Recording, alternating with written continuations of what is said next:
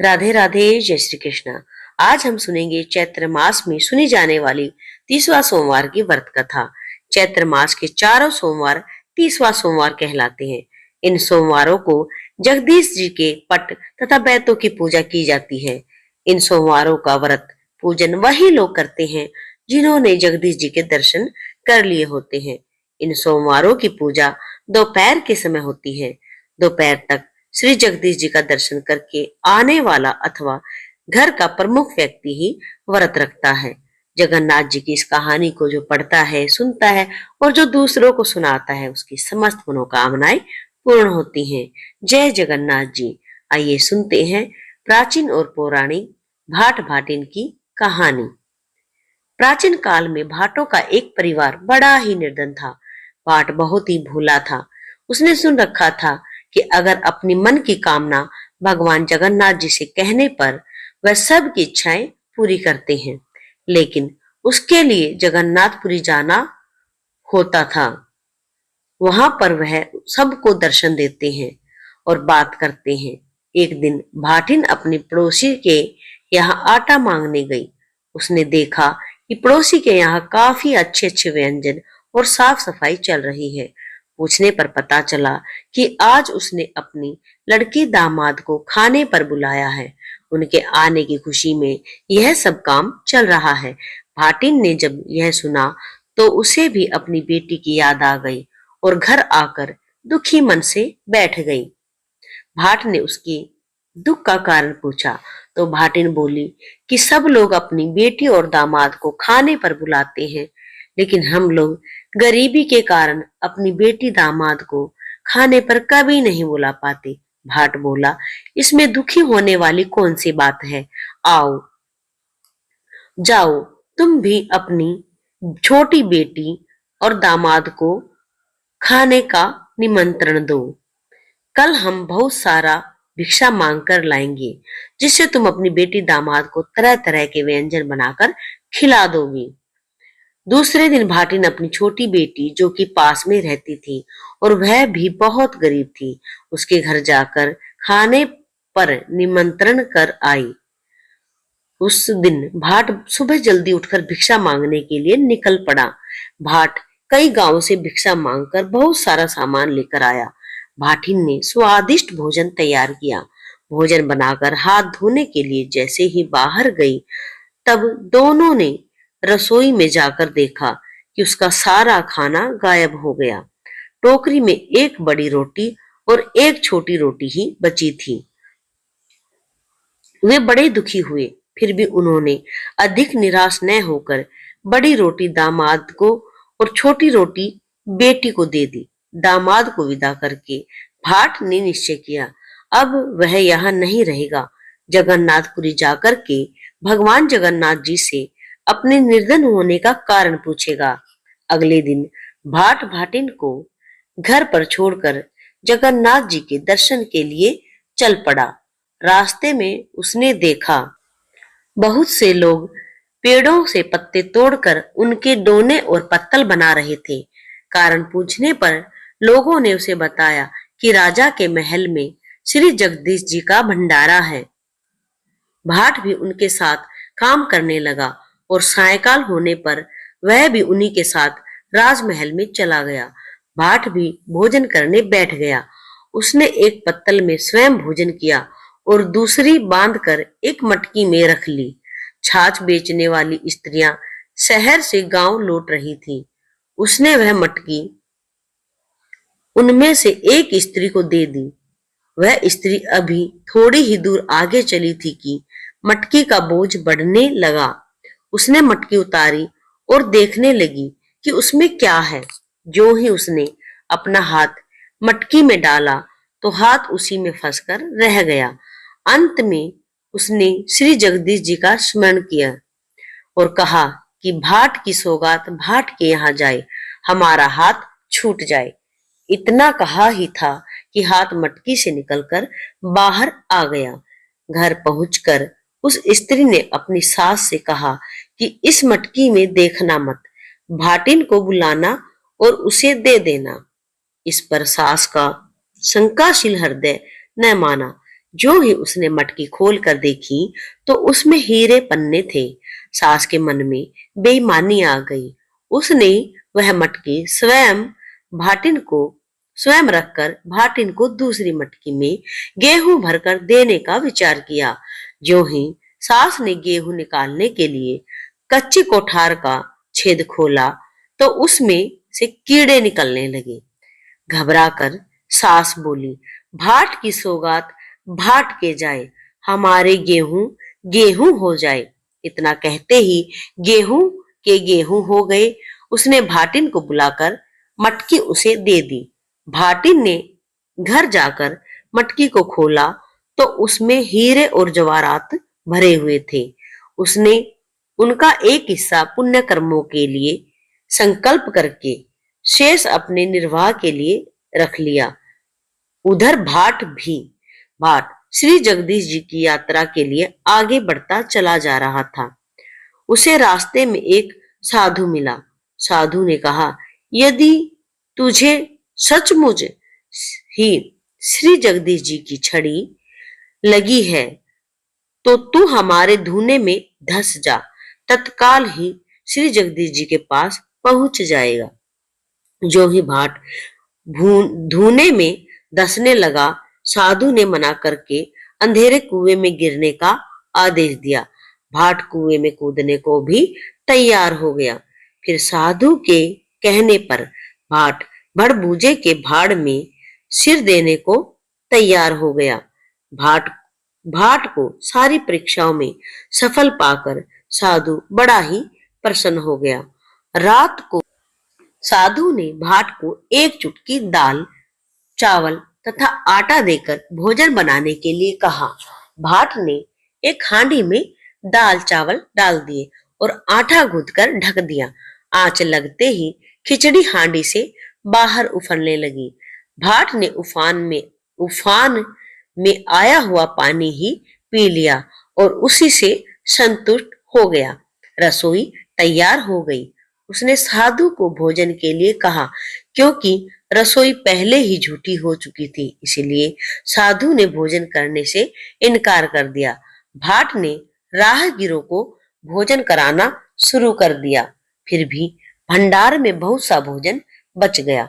तब भाट ने साधु से कहा, अब मैं समझ गया, आप ही स्वामी जी हैं, क्योंकि ऐसी सिद्धि किसी और में नहीं है। मैं अल्पज्ञ हूँ और आप सर्वज्ञ हैं। मैं आपकी परीक्षा लेने योग्य नहीं हूँ। जिस प्रकार आपने कृपा करके मार्ग में दर्शन दिए हैं, वैसे ही पुरी में भी दीजिए।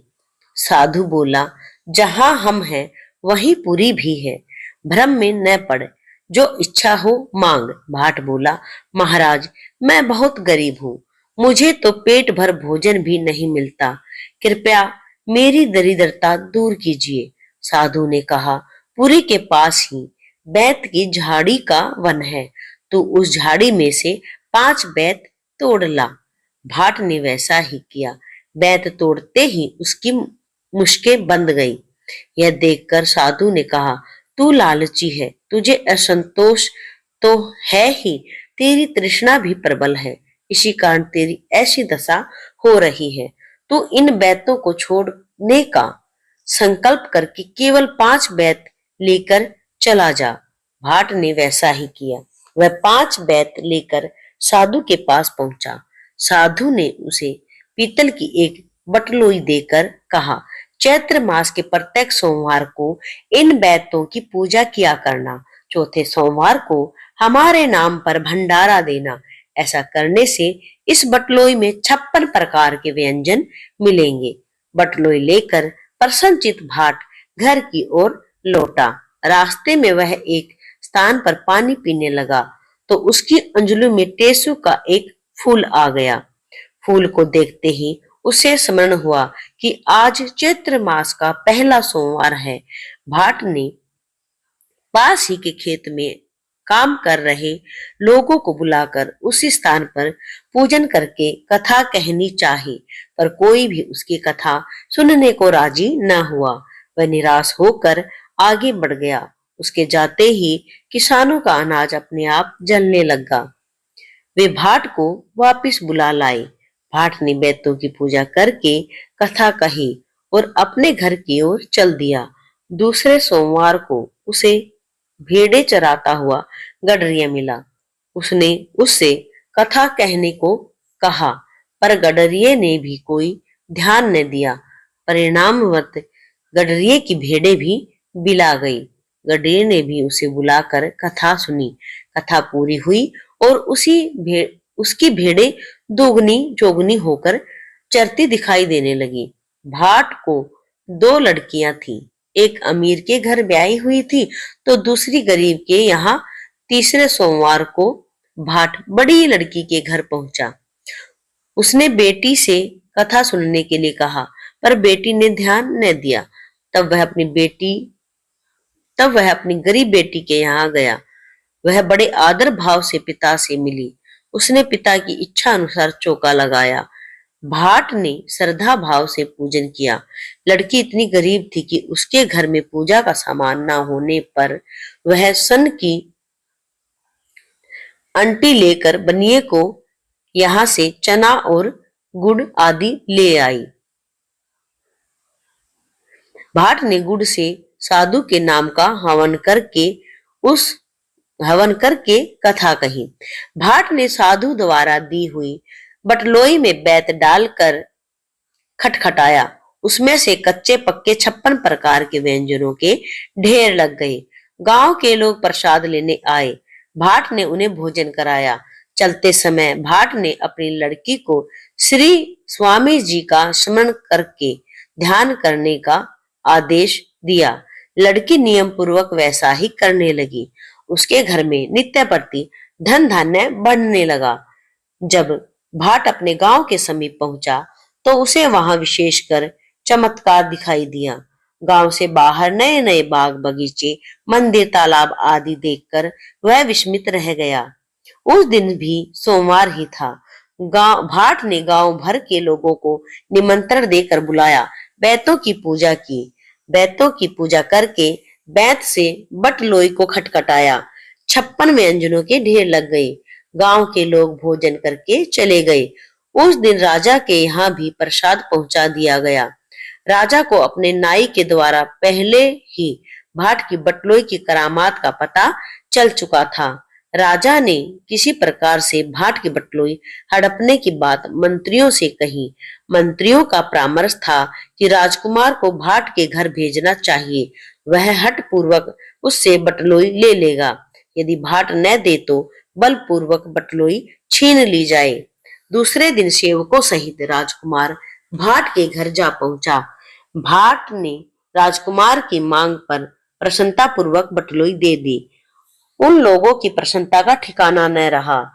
राजा ने नगर भर में भोजन का निमंत्रण भिजवा दिया, किंतु बटलोई में बैत डालकर खटखटाने पर उसमें से कुछ न निकला।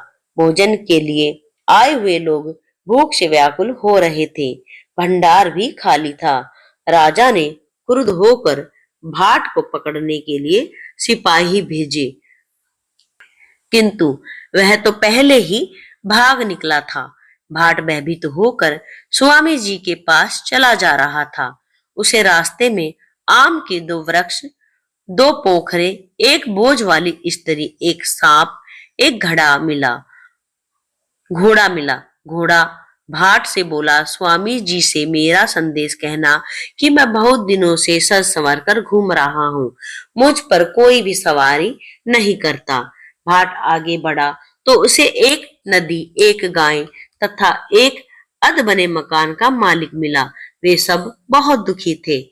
उन सब के संदेश लेता हुआ भाट जगदीशपुरी के पास पहुंच गया। वहां स्वामी जी ने उसे पुनः दर्शन दिए। उसने स्वामी जी को साष्टांग प्रणाम करके बटलोई तथा अपने बड़े बेटी और दामाद की घटना कह सुनाई। स्वामी जी ने उससे कहा, घर लौट जाओ, राजा से बटलोई ले लो तथा अपने बेटी दामाद को कहानी सुना दो। भाट स्वामी जी को दंडवत प्रणाम करके लौट पड़ा। वह जितने कदम घर की ओर उठाता था उतना ही बहरा होता जाता था। वह घबरा कर पुनः स्वामी जी की ओर चल दिया। वहां पहुंचकर उसने रास्ते में मिलने वालों के संदेश कह सुनाए। स्वामी जी ने बताया कि आम के पेड़ पूर्व जन्म की देवरानी जेठानी है। वे सदा कलह रखती थी, कभी भी मिलकर नहीं रहती थी। इस कारण उनका जल कोई नहीं पीता। तुम दोनों पोखरों के 5-5 चुल्लू जल पीना, सब लोग उनका जल पीने लगेंगे। बोझ वाली स्त्री स्वार्थिन थी। उसने दूसरों से अपने बोझ तो उतरवाए पर उनके बोझ नहीं उतारे, इसीलिए उसे यह दंड मिला है। तुम यदि उसके बोझ को स्पर्श कर दोगे तो उसका बोझ उतर जाएगा। सिर पर बड़ा भारी तवा लेकर फिरने वाली स्त्री ने पूर्व जन्म में सास ननद के डर से चूल्हे पर तवा चढ़ाकर खाने बैठ गई थी। तुम उसका तवा छू दोगे तो उसका पाप दूर हो जाएगा। आधा बाम्बी में तथा आधा बाहर रहने वाला सर्प पूर्व जन्म में प्रधान था। उसने औरों की विद्या तो ले ली थी पर अपनी विद्या किसी को न दी। तुम्हारा स्पर्श पाकर वह भी चलने लग जाएगा। गाय पूर्व जन्म में स्त्री थी। उसने अपनी सोत तथा अपने पुत्र में झगड़ा करवाया था, इसीलिए उसे बेटे का वियोग हुआ। तुम उन्हें एक दूसरे से मिला देना। घोड़ा अपने स्वामी को रणभूमि में लड़ता छोड़कर भाग गया था। यदि तुम उस पर सवार होकर 5 कदम चलोगे तो उस पर सब सवारी करने लगेंगे। अध बने मकान के मालिक से कहना कि उसके नगर में यदि कोई कन्या कुंवारी है और उसके माता पिता बड़े निर्धन है, उस कन्या का यदि वह किसी अच्छे घर में ब्याह कर देगा तो उसका मकान सहज ही उठ जाएगा, उसकी समस्त मनोकामनाएं पूर्ण हो जाएंगी। इतना सब कहकर स्वामी जी अंतर्ध्यान हो गए।